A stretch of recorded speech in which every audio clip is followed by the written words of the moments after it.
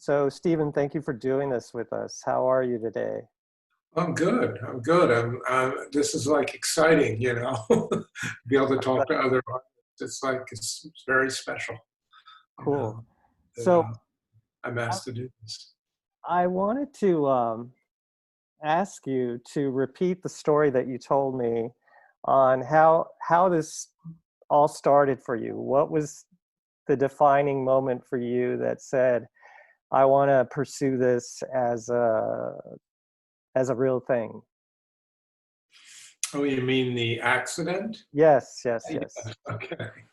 Okay. Well, I was just I had taken some art classes. I'd gone to, I've never really finished um, college, but studied art and I've done some art throughout my life, but sort of like lost it. And I was working at a law firm as a paralegal at night. And, it wasn't a bad job, but, it really wasn't me. And I was moving into this new apartment, and there was a Murphy bed, which I think everyone knows what that is, in the apartment. And I wanted to get rid of it. So I'm taking the bolts off the floor of the Murphy bed, and all of a sudden a spring flew out and went through my eye. And, as a result, I lost my right eye. And they rushed me to the hospital, and since then I've, recovered um, quite well. But the reason the story is important is because it was a total wake up call for me. It was like, it's like a sort of like a near death experience in a way. It was like, losing a tooth is one thing, but an eye is really noticeable. It's like really like, oh my God, I am immortal. I'm going to be dead someday. It's like really hit me like a ton of bricks. And so that's what started me back on the path of art. I took a couple art classes, sort of like, as therapy, I guess, for, vision Hmm. and all that stuff again. And I made a decision very early on. It's like, because I've always played around with many different art forms, sculpture, performance art, blah, blah, blah. But I thought, I'm going to do abstract painting because that's what I loved. I loved it as a kid. Hmm. Used to, I don't have any, intellectual reason why. I just always thought it was really cool. I Right. loved it. And so I took, an abstract painting class from one teacher. Melissa Meyer was her name. She's actually a somewhat known artist at SVA. And I kept asking her, like, how do you decide what you're going to paint? Because, like, how does one decide? And, I never really got a straight answer from her about it. It's like, because what can you say? But, and what happened was I was living in Hell's Kitchen, Times Square area in Manhattan. I had moved back there. And at the time, it was really, really at the pits. And the buildings were all like dilapidated, and they were starting to tear them down to build up new buildings. And I just started taking black and white photos of the area. And it just struck me. I love the textures and all of the crumbling and the layers from, of all the old things, and then the new structures jutting up. So I Wow. started making these paintings from, these black and white photos. And long story short, I started calling it architectural abstract. And the materials that I found very early on that really gave me that texture and layering was cold wax and marble dust mixed together with turpentine and paint. And I could get like layers and layers of paint. And that was like, a stroke of luck in a way, because it just happened. And I used spatulas. And That was in 1994. Wow. And I've been painting like that ever since. So you still use a spatula? Yeah, and I use the same size spatula for an 8-foot painting as I do a 6-inch painting, which is interesting. I tried bigger ones, but they just don't work. It's like so. Um, and I use my hands too a lot. I will smooth stuff over and with my hands. But the lines are so precise. Oh, the You must line. use, yeah. Yeah, the lines I use T-squares and pencils, and I draw them in um, back and forth. So it's like I create a mess, sort of, so to speak, on the canvas, and then clean it up, and and back. It's back and forth all the time. So I have a ton of T-squares of all different sizes that Right. are covered in paint. And I use these Stabilo pencils to draw. They seem to be the only ones that they hold the oil paint okay. It's Right. just basically a line. Right. I tried using color pencils at one point, but it just became too decorative for me in a way. I just like the separation of the line. Right. And You over the also, right, you also use the computer in this process, right? well, yeah, that came about early on. I would only work from the canvas, like the composition. I would stretch a canvas and I would do the composition as I went. And I still do that sometimes. But then I started doing sketches, and I will often take the sketch on a computer and redraw it a little bit in Photoshop, and then print it out and trace it onto the canvas, the composition if I like it. I'm actually doing a series right now it was one composition that I really liked. And so I'm taking it and on the computer making different aspect ratios of it. Like I'll do a long horizontal and a square and then a real narrow vertical, but pretty much the same composition. And I can manipulate that in Photoshop and then transfer it to canvas later. So Go that's, ahead. now in terms of like deciding the colors, how does at what point does that sort of start, and how do you maneuver that? That's also like, there's no set thing. I sometimes will start, make a decision. I'm going to do a monochromatic series, which I've done a lot of. And so this is going to be a blue painting. In last December, I was in a show at Carter Burton Gallery, and I did paintings for it. And the theme of the painting was called Cold, C-O-L-D. So I did 2 paintings that were silver leaf, and I used this Holbein transparent white paint and a little bit of color in it. So that the colors were decided beforehand when I started. Sometimes, and like with this new series I'm doing that I was talking about with the different aspect ratios, I'm just like not really deciding on a color till I start the canvas.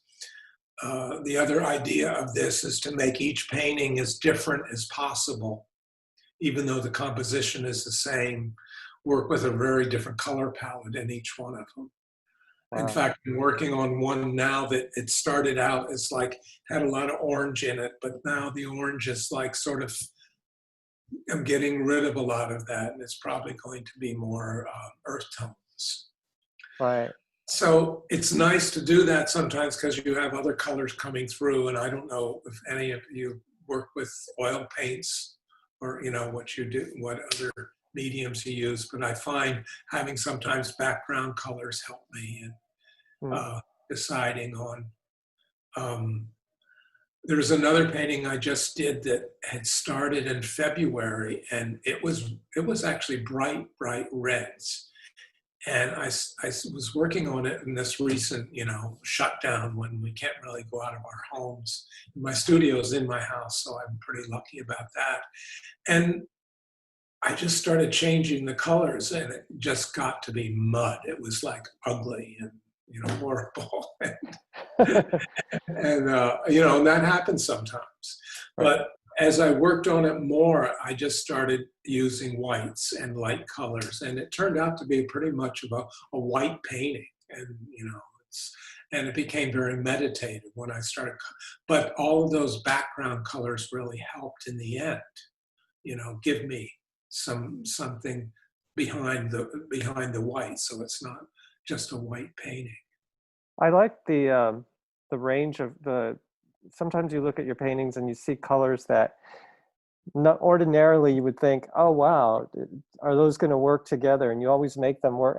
Did you study color theory or? I think I talked to you about that. I did a Yeah. little bit, but I always remember this saying as a kid. I think my mom said it. My God, those colors swear at each other, and meaning they don't go together. And so I often like purposely try to make colors, really work it like not getting into habits, Mm. because I think I'll reach for things because I know that they worked, and it's like, wait a minute, like just let me throw something in this that's like totally off the wall and see. Lots of times it doesn't work. Mm. I mean, and sometimes it does. So, and sometimes I have to let it sit because, I mean, this may sound hokey, but it's almost like magical. Like I walk away and think, this is really horrible colors together. But after they sit and get used to each other, they sort of like start coming together. And maybe it's that I add something else that tones it down in another area of the painting that works. It's like, so when you ask about color theory, it's like, I understand the basics of color theory, but there's just something to me about trial and error that really works for me. Uh, just trying things that don't work and then bringing in other colors that may help with that color combination that doesn't work. So what happens when you get stuck? What do you do Uh, to get yourself going again? Because I know some people, they'll get to a certain point and they just can't move on with a piece. well, I work on several pieces at a time usually, like at least when I'm doing big pieces, maybe two or three. And I'll let it sit. Sometimes and recently I took a canvas off the stretchers and turned it around and started over again on the other side of the canvas because I didn't want to waste the canvas, but I thought this is just not going to work, and for me to get it to work, it would just be too much paint covering over it. So let me start over. Um, Sometimes it's just best to let it sit and go back to it, and then maybe it'll work, maybe not. So that's always like, I think we always like wrestle with that. When is it time to quit and say, hey, this is not happening. Right. So like give it up. Give it up. Um, I'm going to switch gears for a bit here. I noticed that you have like a handful of galleries representing you. How did that come about? Did you go out and actively pursue people? Did they come to you, or what was your experience with that?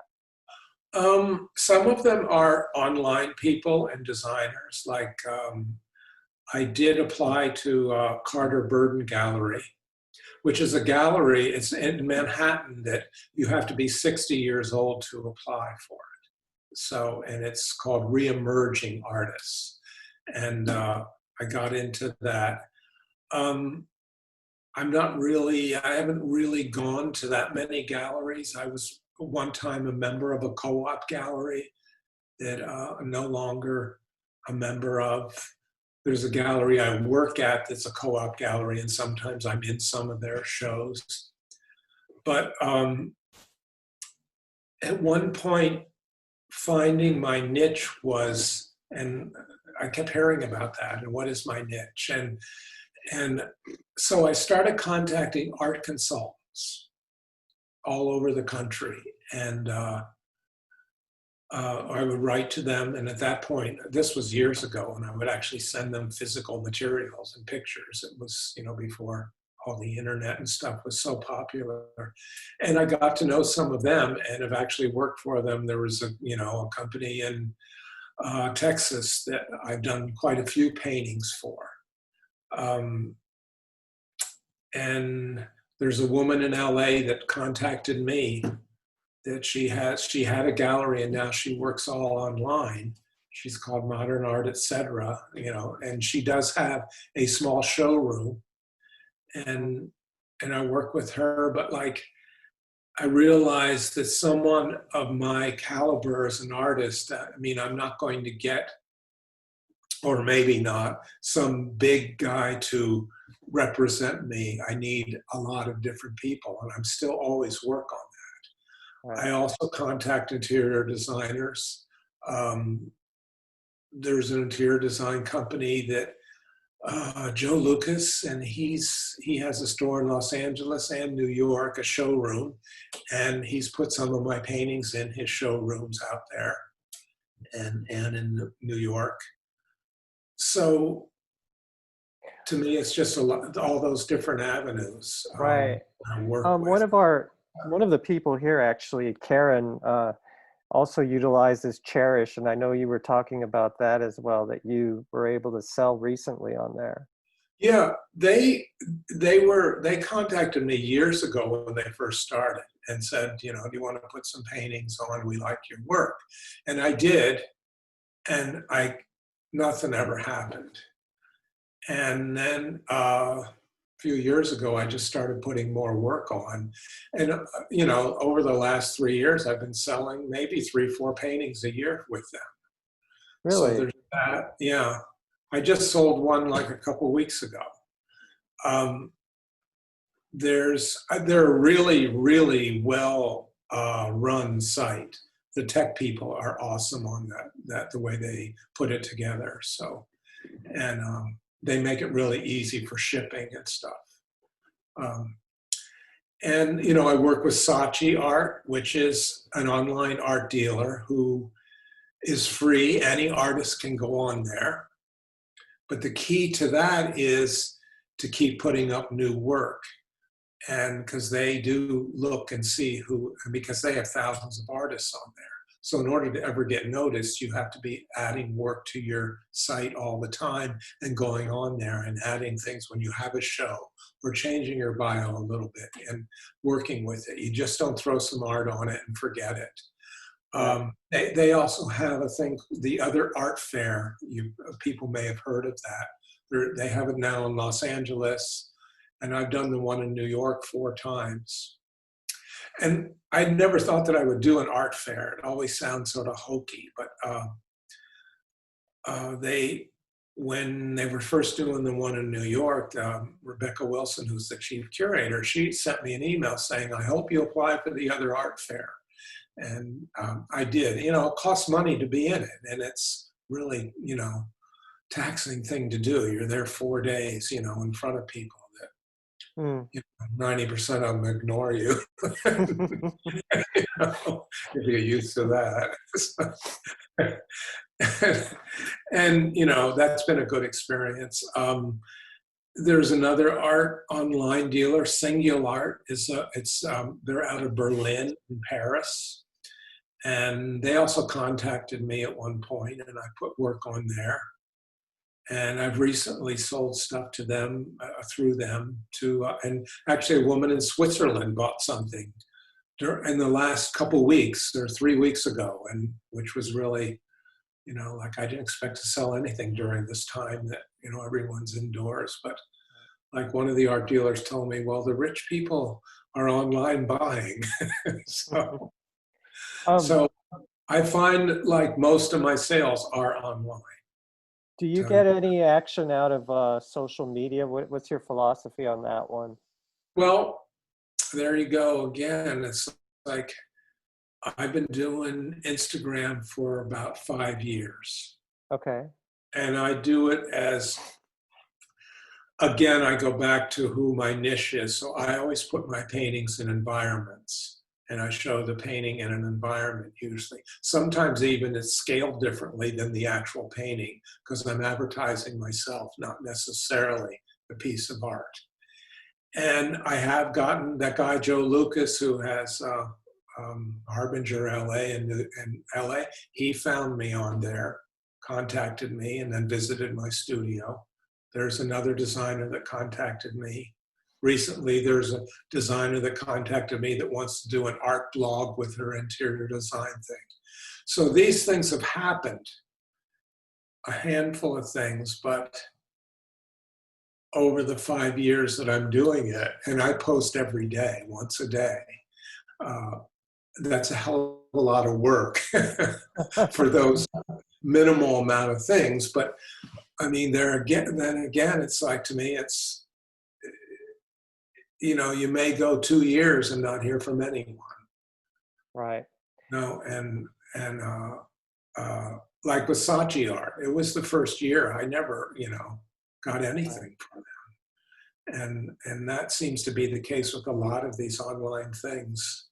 It takes a while, but people do see you. Oh, and another interesting thing about social media, when I did the other art fair, 2 people came up to me during the art fair and said, "You're that guy that posts your pictures and rooms on Instagram." I didn't know them. I mean, they had seen me and I had no idea. So that, to me, the moral of the story there is people do see you that you don't really get feedback necessarily from. So there's a friend of mine does really well on Facebook. I put my stuff on Facebook also, but I don't really get much from that. Instagram seems to be the main thing. And I keep LinkedIn also because I find that's important to me. It's sort of a more serious place. Gotcha. I'm going to unmute everyone and start taking some questions if you don't mind. Is that okay? Oh, that's great. Yeah, I've been talking long enough. Okay. All right. Everyone is live, so feel free to ask a question. Go ahead, Mary. I do Instagram, but I don't do it daily.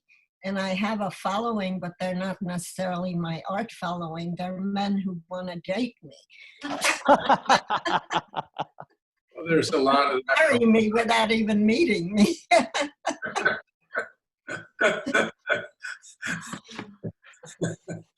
Yeah, well, what can I say? But I'm going to keep doing it because I have. Doing it. Mary, you have to start posting your art. Yeah, Post your art and not pictures in bikini. I'd love to see some of your work. I actually don't see it except leaning against the. Oh, here, let me share a screen. I'm going to share one of the images that you sent to me earlier. Can everyone see that? Yeah. Yes. Beautiful. Yeah, that's, tell us a little bit, that one is called Foxtrot, is that correct? Yeah, that's one of those paintings. That's the first one I did of this composition that I'm changing into different aspect ratios. Mm-hmm. And this is an interesting one about color because it really, I don't quite understand why the color combination works here at all, but it does seem to. It does to me, and I've gotten, from several people how much they like it. It's like, It's peaceful. It has a color range, and it's one that I just was putting on all these different colors and had no, vision about what it was going to be, and at one point I just put it away because it wasn't working. But eventually, I'm not sure even what it is that I did to make it work, but it does. Here I we think that's go. why I can never be a teacher because I can't really tell you what exactly I do. Here's another one from that series, and of course this is Monochromatic Greens, pretty much. And I love working in greens because you can get so many different greens. It seems for me an easier color to work with. Let's see, let's try this one. There we go. How large are your pieces? Okay, this one is 39 inches square, this orange one. Do you find bigger sizes are more likely to sell? Not necessarily. I sell all sizes. When I did the other art fair once, I did 32 6-inch square paintings and sold like 28 of them. Wow. Because, you know, and it was sort of an experiment because I had, you know, on, you know, you have a booth, I had one wall of just these. Yeah. And, you know, people that can't afford bigger paintings, you know, can afford those. How much were they? They were $100 each. And even there was one couple in particular that bought like 8 of them. And it's interesting because I don't know if they would have spent $800 on one painting. Interesting. But they did, you know, ended up buying 8, you know, small. So I love working all sizes. That's the thing about it. Like when I first started painting, I think I painted, you know, larger, like 30 by 40, 40 by 60s. But then I decided to do smaller paintings because I thought it was an interesting exercise. It's almost more difficult to make it an abstract painting more interesting when it's really small. Because as you know, a larger painting just by its size has more presence. So to do a small painting abstract, I think is more of a challenge in a way. Always work in oil? Yeah, I do. Yeah, I really like it. And watercolor and all sorts, but not too much oil. I hate cleaning up. I love your black and white pieces that are kind of monochromatic. The grays and the whites and the blacks, those are beautiful. Yeah, I agree. I love those monochromatic ones. Yeah. It's kind of like black and white photography. They're just so much richer to me, but that's, right. Yeah. I love working monochromatic too. I mean, I do like that. There's also something, and you touched on it a little bit, but I just wanted to bring out some of the things that I know personally about your work. And just so everyone knows, when I first met Stephen, I met him through a friend of mine who was showing his work, and I had seen online the pieces, and I was so impressed. And, you know, I thought, wow, this is going to be really beautiful. But then I went to actually meet him at an artist talk. And before the artist talk, I was just looking at the work and I thought, oh, wow, this is even more intense and more beautiful in person. And then I started to read about the process and I got to know Stephen and I got to hear more about it. And you're always mixing in other things into the oils. You're mixing in cold wax medium. Now, you know, more recent pieces, I'm seeing the marble dust as part of it. You're also layering other things into the piece. Sometimes you're using a little bit of something underneath to peek out that you're then, you know, just bringing out a little bit of. So I just wanted to bring that up a little bit and just have you talk a little bit about the methodology behind that and why you started doing, you know, mixing in things to build those layers. I just like the idea that when you look at the painting, one day you'll see something different all the time in it. And it depends on how the light hits it, the angle you're looking at it, and everything. And I think from at the very beginning, I was a little bit, was thinking people aren't going to want just these pictures of shapes. I got to do more to entice them. And so I started doing that. And also because I love the texture from the Times Square area that I was like, that always has intrigued me. so I like texture. But it's just, I just want to be able to, someone to say, hey, I saw something in that painting that I didn't see like a month ago. And that I really like that, because it's always these little surprises. You must have been really good at math at some point, but they seem to fit geometrically in the proportions and the numbers. It's weird. It was my favorite subject in school. There's not many artists that say that, but I loved algebra. And I think the reason I liked algebra was mainly because the teacher was so passionate about it. And it's like, but I guess I was drawn to numbers and stuff too. But Can marble dust be used in acrylic? I imagine. Oh yeah, Ken, it's just a powder.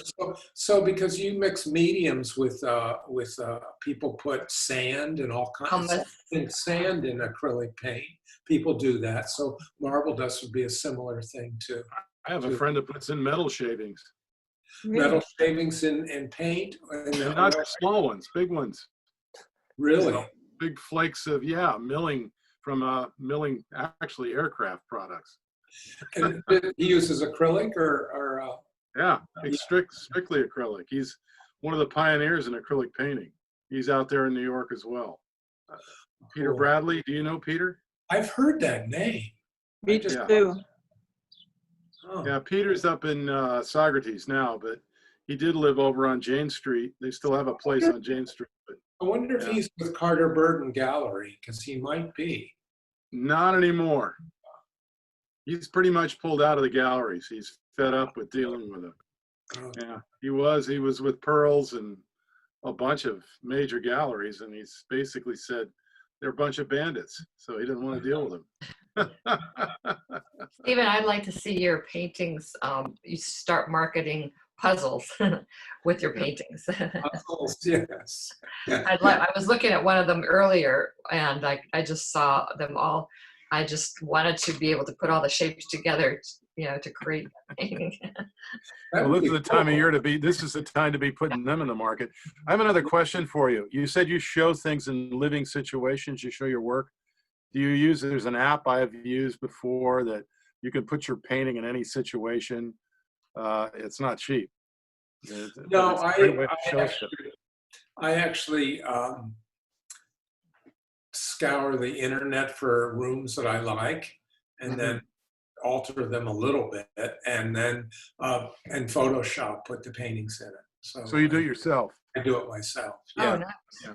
Well, just so people know, there is an app that you can use that'll hang your painting in any situation. You just have to have the image. Which app do you use, Michael, or which app are you talking about? Gosh, you asked me, now I'm gonna have to go look. I'll look it up. I can't remember. I've got it. I've used it, and it actually is amazing. Well, so you can just take a picture of the painting and then the room, and the app marries them together. That's it. It does an incredible job. They're not as interesting as what you were showing earlier.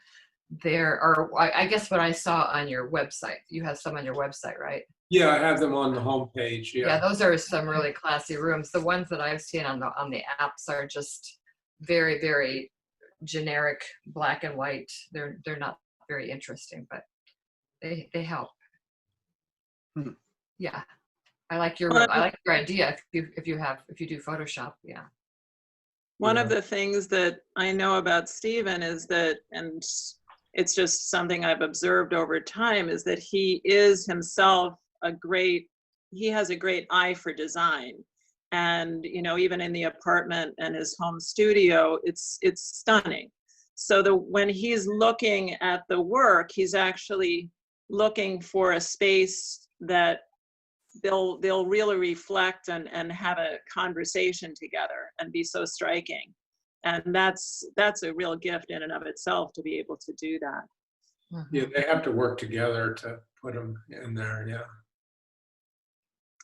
And interior design interests me too. It's like, I don't think I could ever deal with the clients, but I I do. Yeah, I'm interested in it. Yeah. Well, and it's also when you met Rolando Iglesias, who for the people out on the West Coast, he's somebody that is here in New York, who has a store that is all mid-century, very, very high-end furnishings in one of the major design buildings in New York City. And Stephen's work is in that space. And it's definitely something that Rolando he doesn't just choose something just to put work in there. He chooses work like Stephen's that he knows is going to just look stunning and be just absolutely perfect in that space. So Yeah. The name of the company is Modern Retro Finds. Is that correct? That's correct, right? Modern. yeah.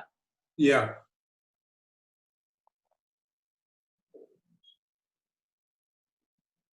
Anyone else have any questions at this point, or? Yeah, Stephen, you mentioned earlier that you had, somehow I caught just a glimpse of the fact that you'd worked with silver. Did you mean silver leafing? Yeah, silver leaf. Okay, I've played with that. I want to know how you're working with it. Okay, I would say I'm very cavalier. I put it on the can. I just use my cold wax, and I'll lay it on the canvas in a certain area, and then sometimes put paint over it. Sometimes it stays. Sometimes it crumbles up, and I use it in just really. So you're integrating the silver. Integrating it with the paint. Yes. Okay, well, that's not. I had actually covered the whole canvas or the substrate with the silver, and then painted over the top. You're integrating pieces. You let it dry, or you let it. Pardon? You let you put the silver leaf sheet, those sheets, right? Yes. Yeah. And then paint it over it. Correct. It's sort of what I do. I'll put it on sometimes and let them dry out, and then paint over it. Sometimes I paint when they're still wet because it mushes with the paint. Right. Okay. So there's just a little silver leaf coming through in it. It's not really. In fact, if you look at the paintings at certain angles, you won't even notice the shimmering of the silver. Somehow, I thought that you were also working with the silver, and then mentioned the transparent white. Yeah, that's a white paint that I use. It's a transparent paint. I know I've used Holbein's transparent. White, yeah. It has lead in it. Yeah. Oh well, just don't suck on your brush. Yeah. I mix other colors with it too. So there's these great colors I got called Shades of Gray from Jerry's Art Supplies. Yep. And I love them. It's like, and so I would use them because you can do like a green gray, and it's like just a tint. That's what makes all those monochromatics so beautiful, is all those shades of gray. Yeah. Awesome. Thank you. Sure. The app that I was mentioning is called iArtView. iArtView? Yeah. iArtView? Yeah, for you, Stephen, it'd save you a lot of time. It would save you from doing Photoshop, but it would cost you. iArtView, yeah. It's like lowercase I, A-R-T, altogether, V-I-E-W. I'll look into that. Thank you. You bet. No, I found it incredibly helpful. A friend of mine, I had a commission from a university, and I was actually able to show the painting in the view room, in the conference room that it was going to be placed in, and it was in Florida, and I'm in California, so hey, that was kind of cool. Yes. Because I'm not going to schlep the painting out to Florida and go, well, what do you think? Good luck. Hey, do you use the straight edge? You must, right? Yeah, I use T-squares to get the lines straight. Yeah. And when you're putting down the paint, do you use any kind of a mask or? No, the paint sort of goes from one area to the other, and I scrape it off and And when I draw a line, I'll clean it. You know, it's like I said, I sort of create a mess and then clean it up and draw the lines in, and then and it's good. Some of the paint from another area gets into something else and makes it all the better usually. Yeah, when I do straight edges like that, I often use the what do they call them? They use, you know, professional painters use them for house painting to mask off an area. It's like a big metal strip.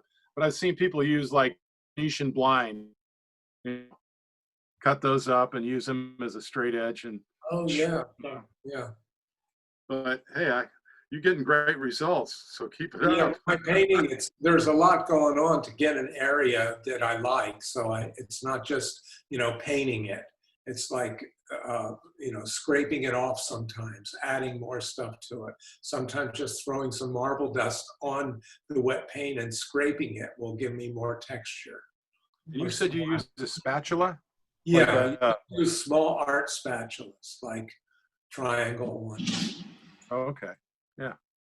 Not like a commercial No, not layer tool. using larger ones with larger paintings, but I just don't get the same kind of feel. So, like I said, if I'm doing an 8-foot high painting, I use the same size spatula.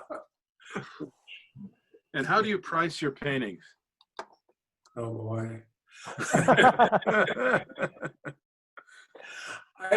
You know, over the years, I've sort of gotten a price that, you know, because I sell online, so I have to be somewhat consistent. So I'm always looking at like, okay, that was a 40-inch square. What am I selling that on Saatchi? And then I will go with that. Mm-hmm. And they're pretty much consistent throughout. But most always, you know, people negotiate. Rarely do you get the price that you're asking. Even online, they negotiate? Oh, yes, absolutely. Oh, I didn't know that. Yeah, they'll, you know, I'll get an email from online. So-and-so wants to buy this for, you know, you can say yes or no or yeah. At what point do you put the lines into the painting?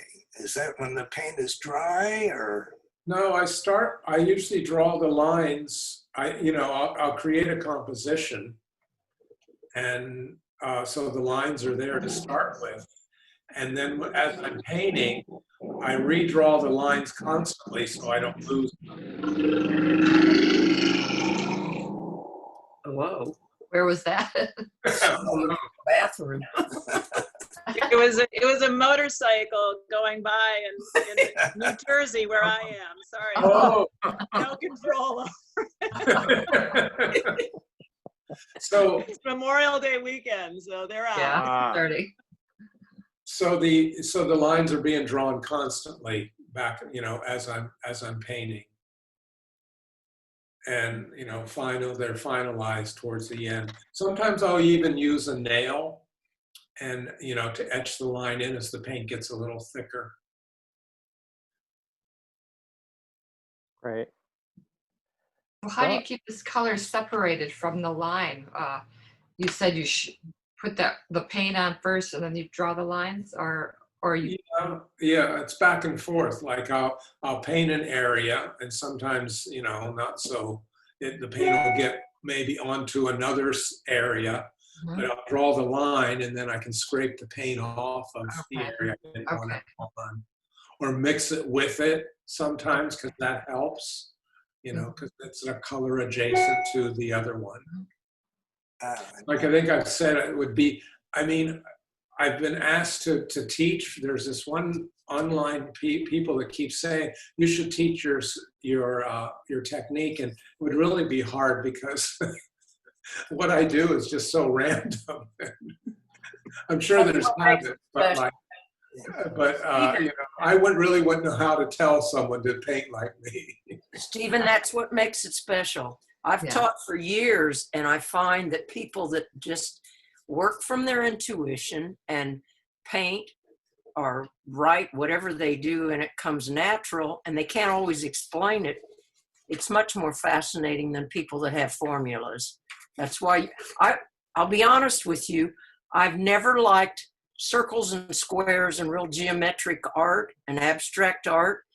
But what fascinated me is that, like you, I started out with photography and was drawn and loved photographing crap, trash, torn up, the junk on the streets in junkyards.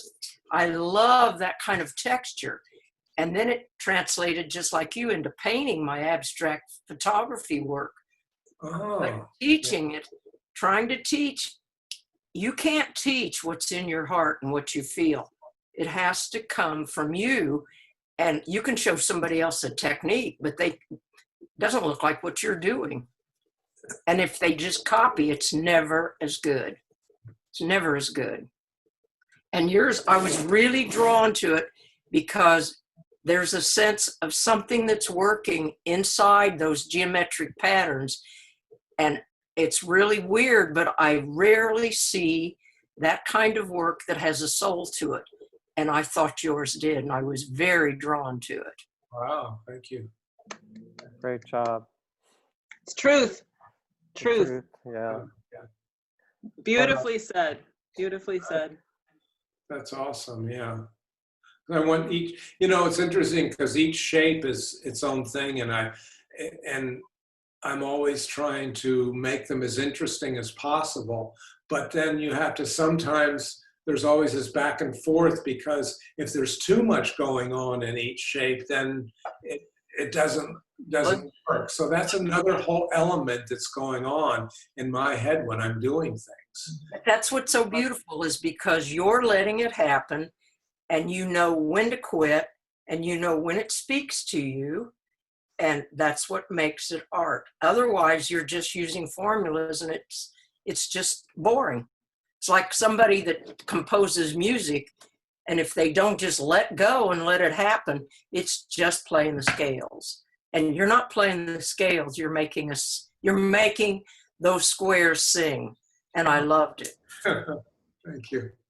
It's like there was a book that came out recently called Cold Wax Book. It was by two artists. I know all about it. I've done cold wax for 5 years. Yep. And there's a picture of one of my paintings in it. And they don't really say anything about it. And I got an email from someone saying, could you tell me how you paint? Because it doesn't look like anything else that's in the book. That's because it was interesting, because most of the other stuff was like in the realm of what these two people that wrote the book about. Exactly. I know all about it. And I know the women and the man that wrote the book. Oh, yeah. I have a girlfriend that studied with them. And the bottom line is, they're just smushing paint around. And you're doing something interesting with it. Yeah. Yeah, she's well known. I know. But I looked at it and I thought, nah, I don't need to go take that workshop. Yeah, I've always, I say I'm a self-taught artist. I took some art classes, and there were a few teachers that were very inspiring. But overall, it's like, it's from doing it that I know what I'm doing. Just do the work and the art comes. Yeah. So hopefully you find a voice, That's right. Well, I'm going to wrap things up here. Does anyone else have any more comments, or are we good? There's one small thing I did want to mention, just because I think it's a really great thing to keep in mind. And I know that all of you have, in your own lives, possibly gone through similar times. And I just wanted to encourage you with this very little story from Stephen. Recently, when I was visiting with him in his studio, I saw some pieces that I had never seen before. And I know a lot about his work, and I'd seen a lot of his work, and these were pieces that actually had figures in them.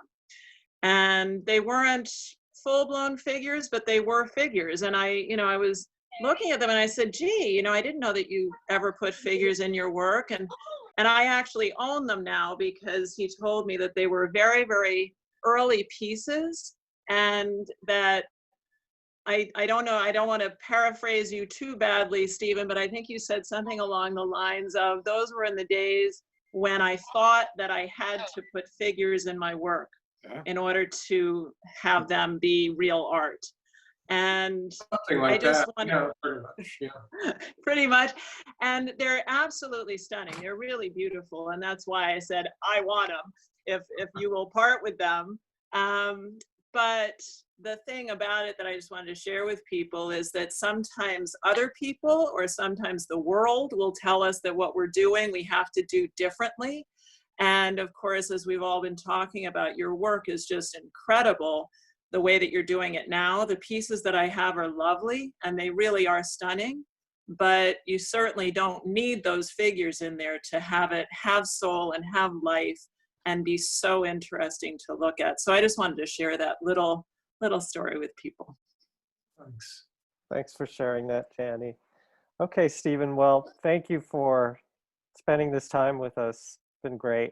Yes, thank you, Stephen. It was wonderful. Really, very enjoyable. I really want to thank you guys, you know. Come to Santa Barbara and visit us, okay? That's a deal one of these days. Yes, yes. Okay. I Right. was there years ago, but like, you know, I lived in San Francisco for a while. So, and I went down to Santa Barbara, but I've been in New York now since '81. Oh. Time to come out. Yeah. Time to come back out to California. All right. Anyway, Good thank work. you so much. This has been wonderful. I really Thank you, Stephen. hope you got something out of it. Okay. Great. Oh, yeah. Well, Take we're all care. inspired. Yay! Okay. Bye, everyone. Have a good Thank day. you. Bye. Thanks a lot. Thanks, Eugene. organizing. Thank you, Thank you. Stephen. Bye. Bye. Thank you.